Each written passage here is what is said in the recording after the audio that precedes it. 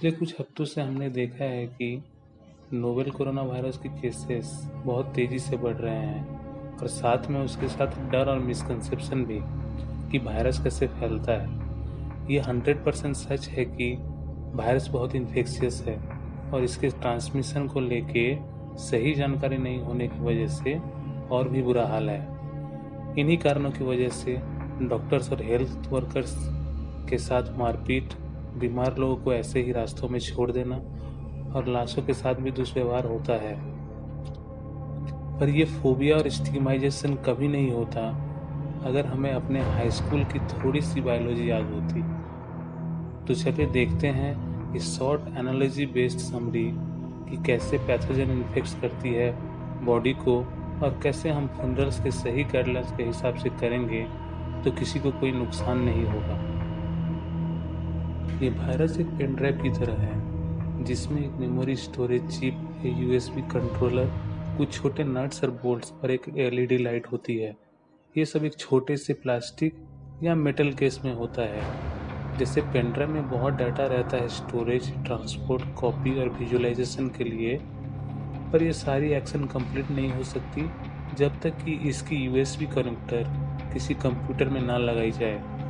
तभी जाके pen drive में जान आती है और हम उसकी डाटा को व्यू, एडिट, कॉपी कर सकते हैं। इसी तरह SARS-CoV-2 भी एक पेन ड्राइव की तरह है।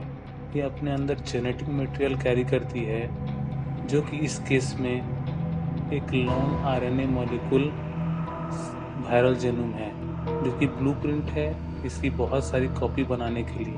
हालांकि इस जेनोम की कॉपी करना और इसकी डॉटर वायरल पार्टिकल्स बनाना तभी पॉसिबल है जब spike protein, virus, USB connector successfully जुड़े होस्ट के AC2 रिसेप्टर प्रोटीन के साथ यूएसबी पोर्ट। हम सब ने स्कूल में पढ़ा होगा कि जैसे एक वायरस सेल्स के इंटरनल सिस्टम को हाईजैक करके कमांड देता है, सिर्फ वो बायोमोलिक्यूल्स प्रोड्यूस करें जिससे और भी वायरस बनाए जा सके। आखिर में इन्फेक्टेड सेल्स बस्ट हो जाते हैं और ढेर सारे वायरल पार्टिकल्स रिलीज हो जाते हैं जो आसपास के सेल्स को इन्फेक्ट कर देते हैं और कैरिड आउट होते हैं ड्रॉपलेट्स के जरिए ह्यूमन ब्रेथ के माध्यम से। सेल्स में जो ऑर्गेनेल्स होते हैं उनको एनर्जी चाहिए नए वायरस बनाने के लिए। इस एनर्जी का मेन सोर्स है ATP, मतलब एडिनोसाइन ट्राइफॉस्फेट, जो कि सेल्स का यूनिवर्सल एनर्जी सोर्स है। वायरस प्रोडक्शन के लिए ATP जरूरी है, पर जब कोई इंसान मर जाता है तो सेल्स ATP नहीं बनाती है। अगर हम एनालॉजी समझें, कभी सुने हैं कोई पेन ड्राइव को काम करते हुए जब कंप्यूटर ऑफ हो या बैटरी ना हो? ये पॉसिबल नहीं है। पर सेल्स ATP प्रोड्यूस करना क्यों बंद कर देता है इंसान के मरने के बाद? ATP प्रोडक्शन हमारे सेल्स में माइटोकॉन्ड्रिया में होती है और इसको बनाने के लिए ग्लूकोज और फैट्स चाहिए होती है। लाइफ जैसा हम लोग जानते हैं वो बेस्ड है माइटोकॉन्ड्रियल ATP प्रोडक्शन पे, और बिना ऑक्सीजन के ATP प्रोडक्शन रुक जाएगी और ये पावर ऑफ के समान है। तो एक बायोकेमिकल सच्चाई यह है कि डेड बॉडी नए वायरस नहीं बना सकती, पर अगर वायरस पहले ही प्रोड्यूस हो चुकी होंगी इंसान के मरने से पहले, हाँ हो सकता है कि कुछ वायरस डिकेइंग सेल बाहर आ जाएं, पर SARS-CoV के केस में प्राइमरी ट्रांसमिशन रूट ड्रॉपलेट से होती हैं, जो कि निकलता है जब हम खांसते हैं, बात करते हैं और छींकते हैं।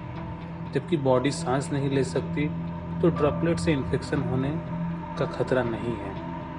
हालांकि एक डेड बॉडी से बहुत सारी फ्लूइड्स भी निकलती हैं जैसे सलाइवा और ब्लड। ये सब वायरस के सोर्स हो सकते हैं। इन्हीं कारणों की वजह से क्लियर नेशनल गाइडलाइंस दी गई है कि डेड बॉडी को कैसे हैंडल करें। इस समय फनरल्स ट्रेंड प्रोफेशनल के द्वारा की जा रही हैं जो PPE से प्रोटेक्टेड रहते हैं। बहुत सारी ऐसी भी रिपोर्ट आई हैं कि डेड बॉडी ऐसे ही खुले में घंटों तक बिना अटेंड किए रखी गई है। इस मैटर में साइंटिफिक अप्रोच ये होनी चाहिए कि बॉडी को बिना देरी किए जला देना चाहिए या फिर दफना देना चाहिए। और अगर क्रेमेशन की बात करें तो टेम्परेचर 1000 डिग्री सेल्सियस के आसपास रहता है जो वायरस को मारने के लिए काफ़ी है।